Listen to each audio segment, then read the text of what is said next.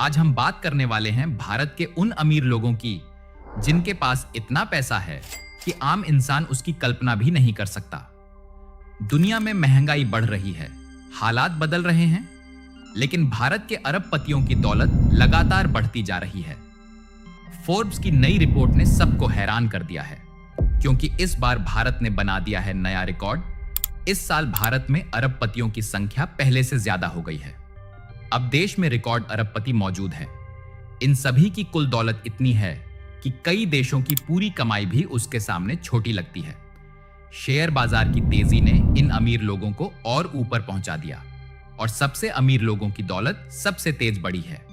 यही वजह है कि भारत का कारोबार पूरी दुनिया में चर्चा में है। इस लिस्ट में पहला बड़ा नाम है उदय कोटक का। ये कोटक महिंद्रा बैंक के मालिक हैं। बैंकिंग की दुनिया में उनका बहुत बड़ा नाम है।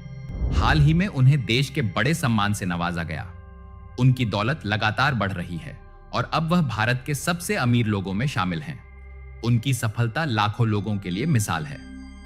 अगला नाम है लक्ष्मी मित्तल का। इन्हें स्टील की दुनिया का बड़ा खिलाड़ी माना जाता है। उनकी कंपनी ने इस साल शानदार प्रदर्शन किया, जिससे उनकी दौलत में जबरदस्त बढ़त हुई। आज उनका कारोबार कई देशों में फैला हुआ है और दुनिया के बड़े स्टील कारोबारियों में उनका नाम आता है। उनकी सफलता दिखाती है कि सही मौके पर लिया गया फैसला कितना बड़ा बन सकता है।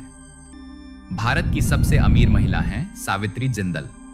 वह अपने परिवार का बड़ा कारोबार संभालती है। उनका काम स्टील और बिजली के क्षेत्र में है, लेकिन अब उनका कारोबार नए दौर की इंडस्ट्रीज में भी बढ़ रहा है। वह देश की सबसे सफल बिजनेस विमेन में गिनी जाती है और लाखों महिलाओं के लिए प्रेरणा है। उनकी कहानी साबित करती है कि मेहनत और समझ से सब मुमकिन है। भारत के दूसरे सबसे अमीर आदमी हैं गौतम अडानी।